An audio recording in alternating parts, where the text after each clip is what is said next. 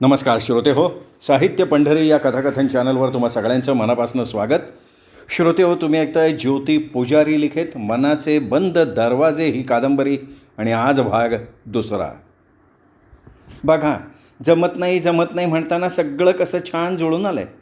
6-6 महिने आधी कार्यालयं बुक करायला लागतात. इथे रेणुकाच्या नशिबानं कार्यालयात आधी ठरलेलं कार्य रद्द होऊन कार्यालय मिळालं सुद्धा.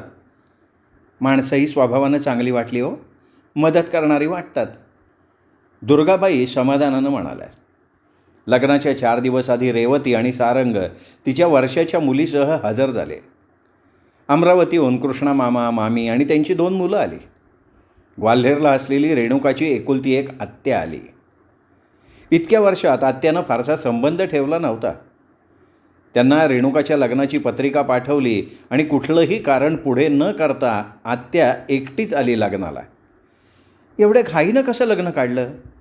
अगं, तुझी पत्र मिळालं. मग पत्र मिळाल्यानंतर रिझर्वेशन मिळणं कठीण होतं. बरं झालं बाई, तुझा फोन आधी आला. आत्यानं आल्या आल्या वहिनीला सोनावलं. आत्याबाईंचं काम पहिल्यापासून कडकच. त्यांना असं तसं खपायचं नाहीच. रेणुकाच्या बाबांचा स्वभाव तसा आघळ पघळ. मित्रमंडळी जमवून गप्पा रंगवणं त्यांना आवडायचं. माणूस बोलका, साऱ्यांच्या मदतीला धावून जाणारा, त्यामुळे घरीदारी नोकरीच्या ठिकाणी त्यांचे अनेक चाहते होते. ऑफिसमध्येच त्यांना हार्ट अटॅक आला. ऑफिसमधल्यांनी त्यांना लगेच हॉस्पिटलमध्ये नेलं, पण उपयोग झाला नाही. सहज कोणाकडे तरी भेटायला जावं तसा प्रमोद देवधर चालता बोलता गेला. प्रायव्हेट कंपनीतली त्यांची नोकरी, त्यामुळे अनुकंपा तत्वावर बायको मुलाला नोकरी वगैरेची फार आशा करण्यात अर्थ नव्हता. कारण त्या नोकरीमध्ये मालकाची मर्जी हा महत्त्वाचा मुद्दा असतो. दुर्गाबाईनं सरळ BA केलं, शिक्षिकेची नोकरी पत्करली.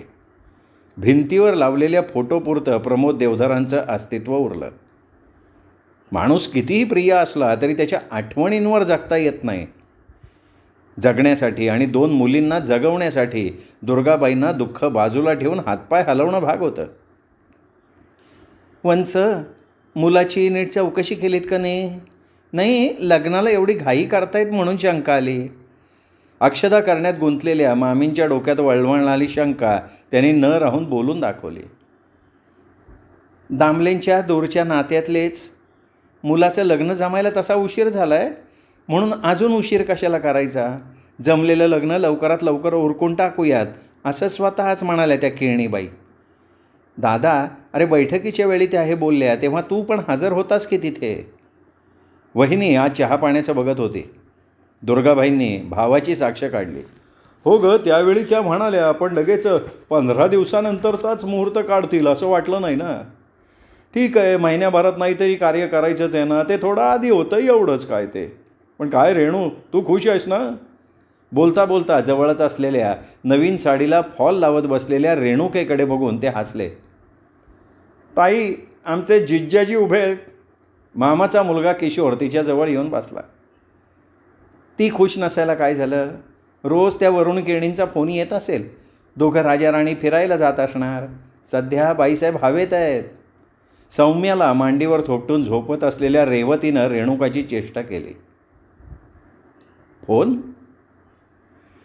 लग्न जमल्यापासनं वरुणनं एकही फोन केलेला नाही. फिरायला जाणं वगैरे तर लांब राहिलं. लग्न जमलं की भावी जोडपं बाईकवरनं फिरायला जातं. लग्नाआधीचा प्रणय, तो हळुवारपणा, ती कुजबूज, ते हळुवार स्पर्श. मैत्रिणींकडनं तिने त्याबद्दल ऐकलं होतं. वरुणला मला एकदा तरी भेटावंसं वाटलं नसेल? हे लग्न त्याच्या मनाविरुद्ध तर होत नसेल ना? पत्रिकेचं कारण उगाच सांगायला. त्याचं कुणा मुलीबरोबर प्रेम असेल आणि घरच्यांचा विरोध आहे, त्यामुळे त्यांच्या मर्जीविरुद्ध जायला नको म्हणून नाईलाज म्हणून त्यांनी माझ्याशी लग्न करण्याचा निर्णय घेतला असेल का? रेणू, अगं आत्तापासनं त्याच्या स्वप्नात हरवलीस का काय? जरा धीर धर, विरहाचा काळ फार कमी उरला आहे. रेवतीनं तिची तंद्री लागलेली बघून तिला खांद्याला धरून हलवलं. मामाच्या धाकट्या मुलानं तिची चेष्टा केली. नाही रे, नाही. आई, तुमची लेक आता केणींच्या घरी पोचली पण बरं का. हॉलमध्ये आहेराची यादी करत असलेला सारंग मधल्या खोलीत चाललेली चिडवाचिडवी ऐकतोय. त्यांनीही त्या चिडवाचिडवीत दिलखुलासपणे हसत हसत भाग घेतला. दुर्गाबाईंनी रेणुकाकडे बघितलं. वा, आत्ता लग्न घर वाटतंय काकू. काय काय केले फराळाचं? चिवडा, लाडू, मस्त वास येतोय. काय मिसेस केळणी, कसं वाटतंय? अर्चनानं येऊन रेणुकाच्या शेजारी बसत तिची मस्करी सुरू केली. रेणू, परवा मी तुला मेहंदी लावणार आहे हां, अर्चना म्हणाली. अर्चना, अगं 2 दिवस इथे राहायलाच ये. सगळ्यांना फराळाचं देत दुर्गाबाई म्हणाल्या. येणारच आहे, सुट्टीच टाकणार आहे 2-4 दिवस मी. अर्चनानं लाडूचा तुकडा तोडत सांगूनही टाकलं. रेणू, 15 दिवसाची तरी सुट्टी टाकलीस ना? लग्नानंतर कुठे फिरायला जायचं तर तेवढी सुट्टी हवीच की गं, मामीनं सहज म्हटलं. कुठे जाणार आहेत गं? सिमला, मनाली, उटी का काश्मीर? हां, काश्मीर की वादियों में 2 दिल मिल गए. अर्चना तिला चिडवायला लागली. घबरा गारचे, रेणू तिला म्हणाली.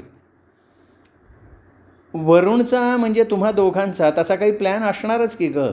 पुढची रिझर्वेशन वगैरे सुद्धा झाली असतील. अर्चना काही थांबायला तयार नाही. अगं मला नाही माहिती बाई, तूच जाऊन विचार त्या वरुणला. रेणुकानं तिच्या पाठीत धपाटा घातला.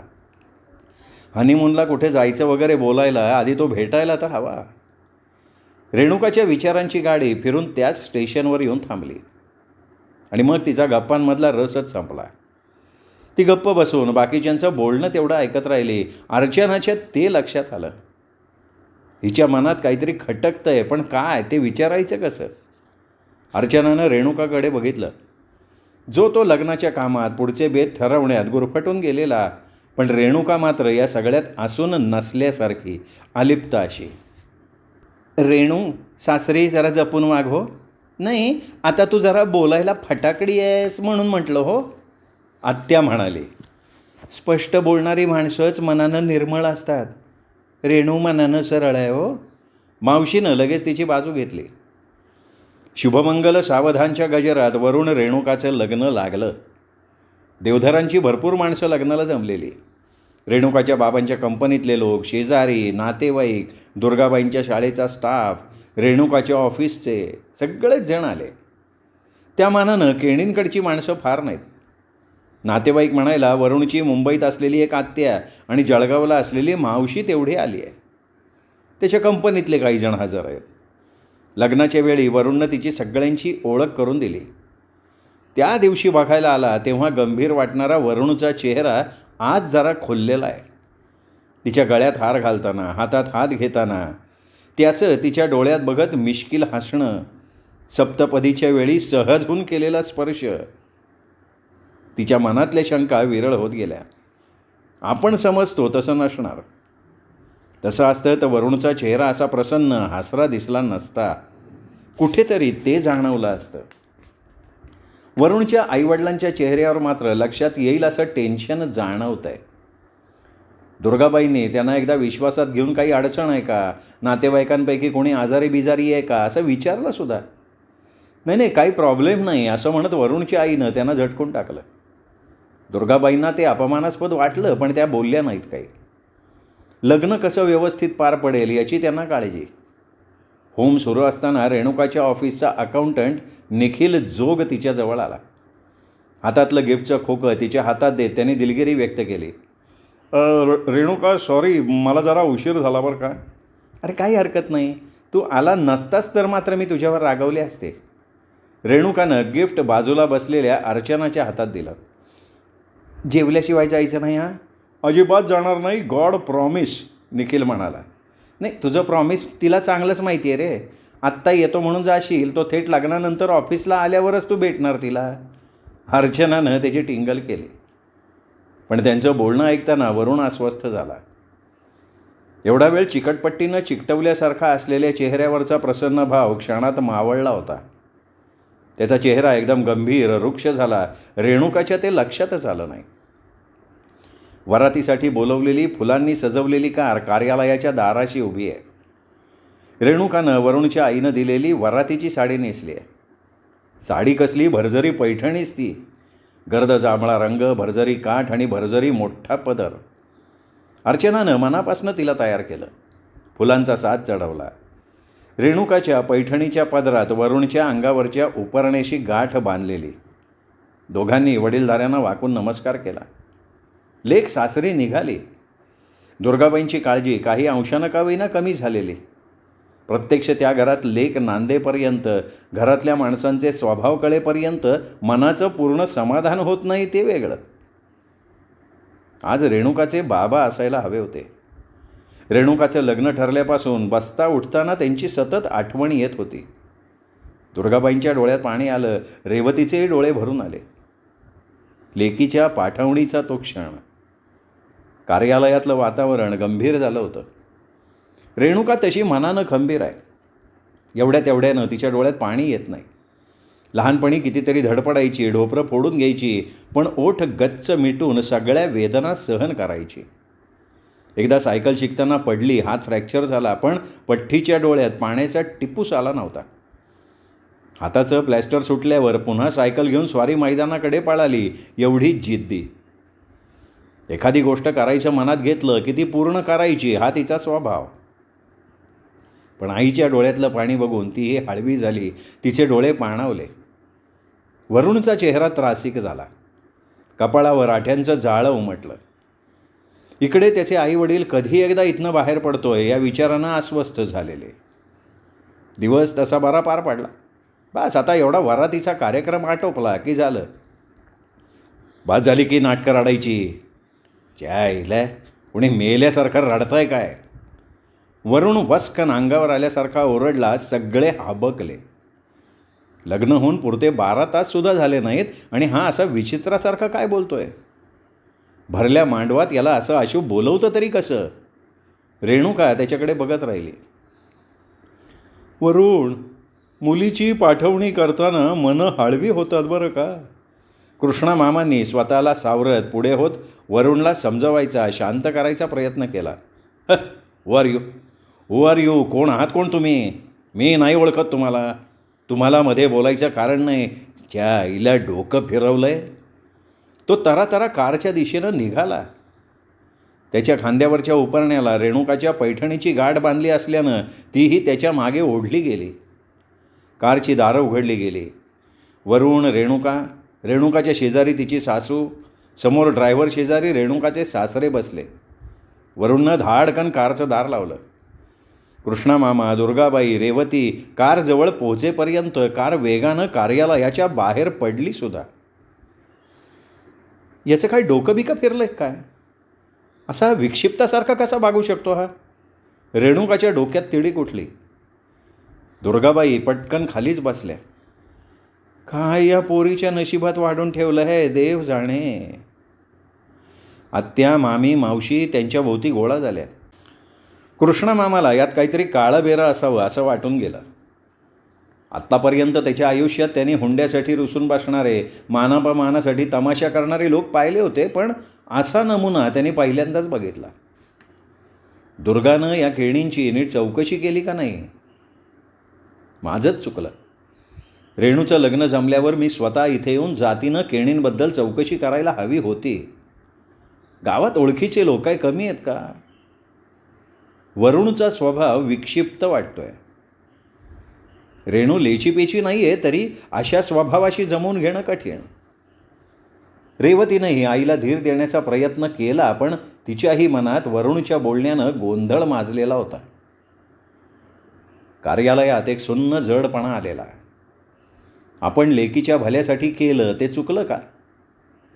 दुर्गाबाई मनातल्या प्रश्नानं खचलेल्या. अर्चना आतल्या आत संतापानं खदखदतीये. काय ग, एवढं रडायला काय झालं होतं? वरुणची आगपाखड सुरू आहे. वरुण शांत राहा, तमाशा करू नकोस, त्याचे बाबा त्याला म्हणाले. मी तमाशा करतोय? तमाशा हिनी केला. तो कोण तिचा? तो नितीश का? शटअप. पुढे एक शब्दही बोलायचा नाही. रेणुकाला स्वतःवर संयम ठेवणं कठीण जात आहे. तिने त्याला झापलं सुद्धा. आवाज चढवायचा नाही. आवाज चढवायचा नाही. बायको आहेस तू माझी. साली करून सवरून वर तोंड करून बोलतीये. वरुणनं रेणुकाच्या दंडाला करकचून चिमटा काढला तशी ती कळवळून ओरडली, अरे वरुण, काय करतोयस बाबा? ड्रायव्हर ड्रायव्हर गाडी रोको. रेणुकानं ड्रायव्हरला ओरडून सांगितलं. कार थांबली. चिमटा घेतल्या जागी काळं निळं झालंय. खूप झालं. या असल्या रानटी माणसाबरोबर मला संसार करायचा नाही. दार उघडण्यासाठी तिने दाराच्या हँडलला हात घातला. रेणुका, प्लीज प्लीज, मी तुझ्यापुढे हात जोडतो. वरुणच्या वतीनं मी माफी मागतो. एकदम असा घाईघाईनं निर्णय घेऊ नकोस. वरुणच्या बाबांनी मागे वळून अक्षरशः तिच्यापुढे हात जोडले. त्यांच्या डोळ्यांच्या कडा पाणावल्या होत्या. का कोण जाणे, पण तिला त्यांची कीव आली. तिने हात मागे घेत या वरुणला चांगला धडा शिकवायचा ठरवून टाकलं. ड्रायव्हर चलो. ड्रायव्हरला समोरच्या आरशात रेणुकाचा चेहरा दिसतोय. वेदनेनं कळवळलेली, चिडलेली रेणुका. ड्रायव्हरलाही वरुणची चीड आली. साला आदमी है क्या जानवर है? नई नवेली दुल्हन के साथ कोई ऐसा बर्ताव करता है? त्यांनी मान वळवली. कार वेगानं पुढं धावायला लागली. रेणुकाची सासू मात्र काहीच घडलं नाही अशा अर्थानं खिडकीतून समोर बघत बसली. काय बाई आहे ही? रेणुकाला तिच्या वागण्याचं आश्चर्य वाटत होतं. रेणुकाचा डावा हात नकळत तिच्या उजव्या दंडावर गेला. वर्ष झालं लग्नाला, तरी वेदना अजून मनाला छळतीच आहे. अंगणातली रातराणी बहरलेली, धुंद गंध वाऱ्यात मिसळलेला. पण उभं राहून राहून रेणुकाचे पाय दुखायला लागले. ती मागे वळली. वरुणच्या शेजारी येऊन पडली. वरुणनं झोपेतच तिच्या अंगावर हात टाकून तिला जवळ ओढलं.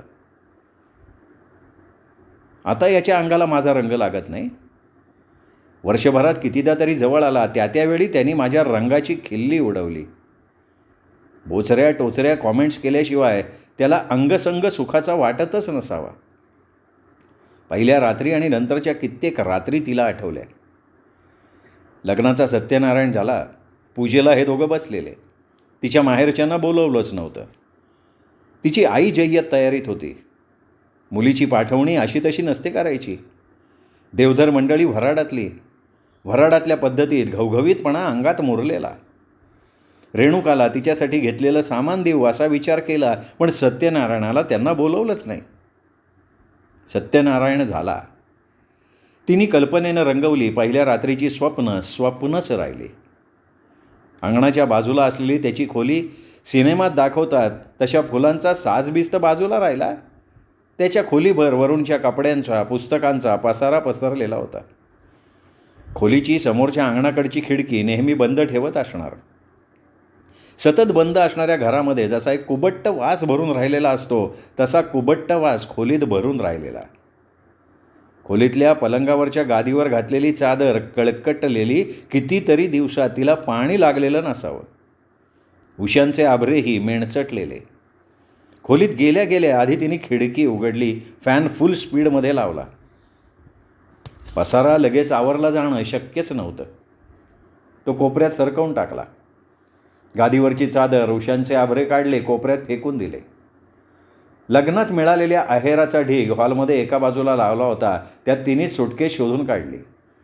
त्यातली हलकीशी साडी काढली, कॉटवर अंथरली. एवढं सगळं होईस्तवर वरुण आत आला. तिने तिच्याजवळचा परफ्यूम स्वतःच्या वरुणच्या अंगावर फवारला. खोलीतला कुबट्टपणा कमी झाला. वरुणला या कशातच रस नव्हता. तो आल्या आल्या तिच्यावर तुटून पडला. त्याचा कार्यभाग साधल्यावर लगेच खोलीतनं बाहेर गेला. तो आंघोळ करूनच आला. हे काय, एवढ्या रात्री आंघोळ? रेणुकाला काही कळेना. हा काय रोज असा अर्ध्या रात्री आंघोळ करतो का काय? हां, आंघोळ केली. तुझा काळा रंग धुवून काढायला आंघोळ केली. माझ्या अंगाला लागलेला काळा रंग. अंगावर कोणी बर्फाचं पाणी टाकावं तसं झालं. रेणुकाला ते अतिशय अपमानकारक वाटलं. काय माणूस आहे हा? तिच्या मनात आल्याशिवाय राहिलं नाही. याच्या वागण्या बोलण्यात काही धरबंदच नाही आहे. केव्हा कसा वागेल, कसा बोलेल सांगताच येत नाही. रेणुकानं पायाजवळचं पांघरूण अंगावर ओढून घेतलं. कसाही असला तरी त्यांनी दिलेला अनुभव, तृप्तीची साय अंगभर पसरत गेली होती. त्याचा धसमुसळा स्पर्श, पुरुष सुखाचा तो पहिला अनुभव तिने डोळे मिटून घेतले. तो केव्हा तरी तिच्या शेजारी येऊन झोपला. तिला गाढ झोप लागली होती, पण मन अपमानानं पेटून उठलं होतं. डोळे मिटताच झोपेचा अंमल तिच्यावर सुरू झाला. त्या क्षणी तरी डोक्यात कसलेही विचार नाहीत.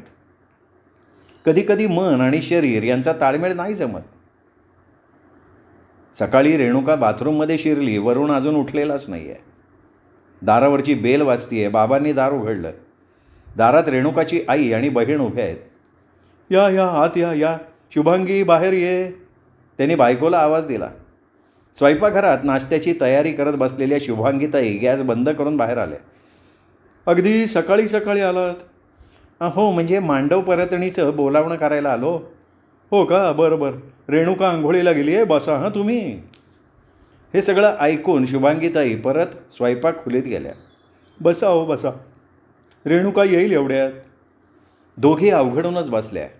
शुभांगीताई पुन्हा बाहेर आल्या. त्यांच्यासमोर पुतळ्यासारख्या बसून राहिल्या. उद्या मांडव परतणी आहे, तुम्ही सगळ्यांनी 12पर्यंत या जेवायला, दुर्गाबाई म्हणाल्या. रेणुका वरुण येतील, आम्हाला नाही जमणार. अहो, पण तुम्ही दोघं आला असतात तर. नाही जमणार. लग्नाची एवढी दगदग झाली आहे, कुठे जाणे येण्याचा उत्साहच राहिलेला नाही आहे. तुम्ही काही आग्रह करू नका, शुभांगीताईंनी निक्षून सांगितलं. आई, रेवती, अरे तुम्ही दोघी कधी आलात? रेणुका त्या दोघींना बघून खुलली.